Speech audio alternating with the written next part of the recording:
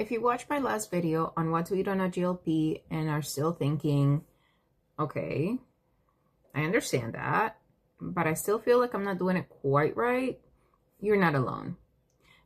Because here's the thing that I hear all the time, okay? People understand the basics. They're like, okay, I get it. But then when it comes to actual application, they get to the first part and then they're like, okay, now what? Here's where things start to break down. Hi, my name is Evelyn, and you are at Evelyn's Desk for Live Like Weight Loss, where we talk about GLP, weight loss, and how to do it properly so that you maintain your muscle mass, lose the body fat, and have great energy while doing so. When it comes to GLP and food, people don't necessarily struggle because they don't know exactly what to do. There's a lot of information out there. You've most likely come upon somewhere or other where they've told you that eating more protein is going to be the key to helping you lose weight. And they're not wrong per se. It's just that that's great. They've given you the information. The issue that people run into is how to put this into play. How are you going to make the know and convert it into actionable steps, things that you can apply to your daily life so that you can do this consistently and actually make it work for you? See, the thing here is consistency over time, and that takes discipline, that takes structure. We've talked about this before, right? So if you haven't seen my previous videos about structure and consistency, go back and read and take a look, and then come back. We'll wait. Okay. So some issues that you may run into when it comes to putting things into action. You have the best laid out plans, but you're not used to it. Or you create this beautiful schedule and you break things down minute by minute. And then you wake up and you got the first thing down. That's awesome. You got the second thing down. That's great. Fifth item on the list, 30 minutes in. And the dog comes in and he's desperate because he's found something and he wants to play and he's taking your time, or the kids ran in and it's time to go to school and somebody missed their homework and somebody missed the bus. And listen, life happens and you don't account for it. And so, and on it goes, and there goes the best laid out plans out the door and gone with the wind. So when it comes to weight loss, how do we transition from this chaos of reacting to actually being proactive? How do we do that? All right, so here's a couple of things that you can do. I'm going to go through this in a problem solution kind of format. That way, if you identify with a specific thing, you can pause, take note, and use that and move it along if you wish to. So the first one, right? The first one would be inconsistent fueling. Inconsistent fueling can look like waking up, not feeling hungry, having coffee, moving on, and before you know it, it's busy. It's been busy. It's 3 p.m. and you haven't had anything to eat. You go and grab something. You get to the counter, say like Subway or something, and you smell the food, and all of a sudden you're hungry. You're famished. So you're just gonna get the 6 foot long, 6 inch long, whichever, the bigger sandwich. You're gonna get the chips, you're gonna get the soda because, and you're gonna get a cookie because, oh man, you are hungry. Wrong. What you would do in this case is you would prep by, say Sunday or whenever you do your shopping, you get yourself some meal replacement shakes that are good for you, that you like.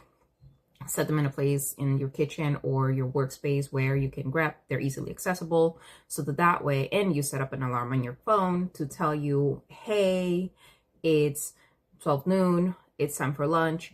You look around, let's go back, the alarm went off. You're, going between one meeting to the next.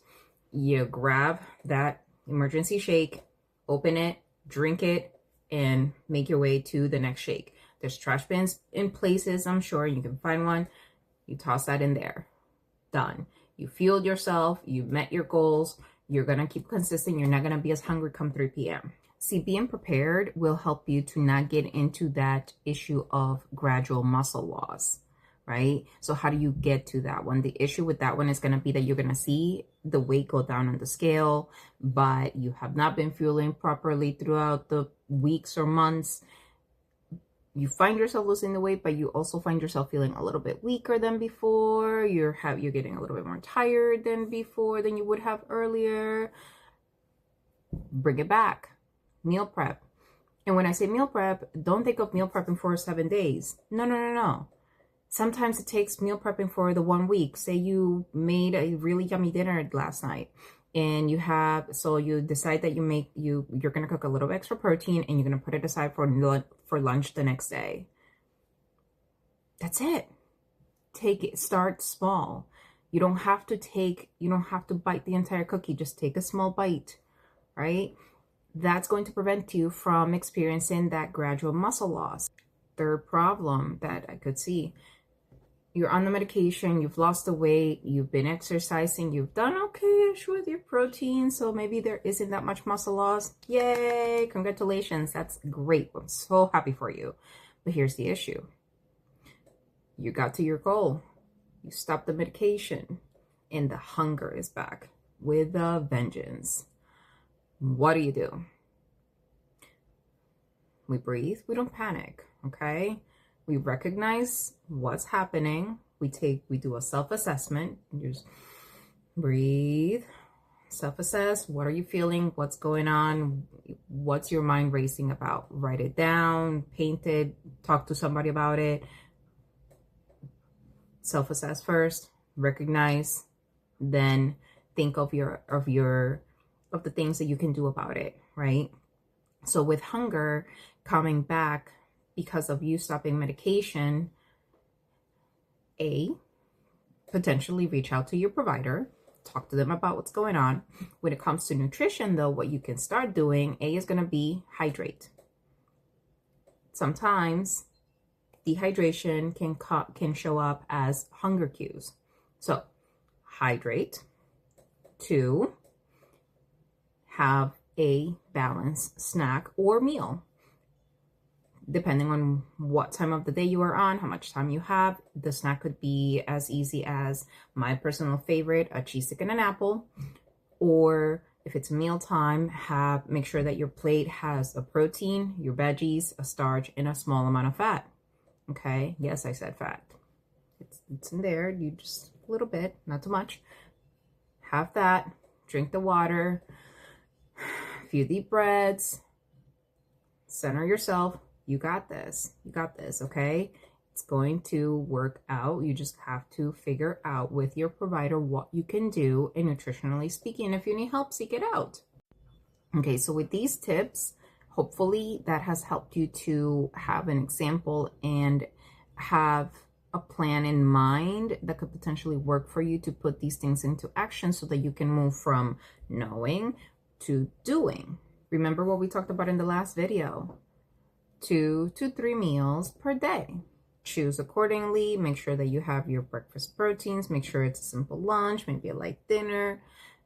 Remove the decision fatigue. Create a schedule for yourself. Make the decision, sit down, write it down, and follow it through. Don't change this because of that. No, you have a plan. You got it. It's all decided for you before. You got this. So now you say, wait, Evelyn, but on the medication, I don't usually feel hunger. Okay, let's schedule smaller meals. That's it. A light meal for breakfast, a nice protein-rich breakfast, maybe a lighter meal, and then having a snack-ish portion for dinner. No need to complicate it. Remember, progress over perfection.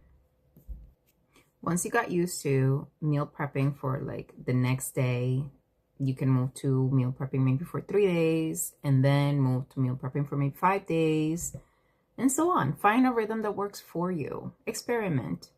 This is your life. You figure out what works for you.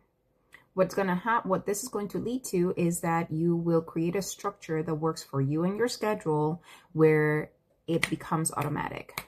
We're looking for, ultimately, we want that automation, that pattern where you fall back to every single time, because this is what worked for you, right?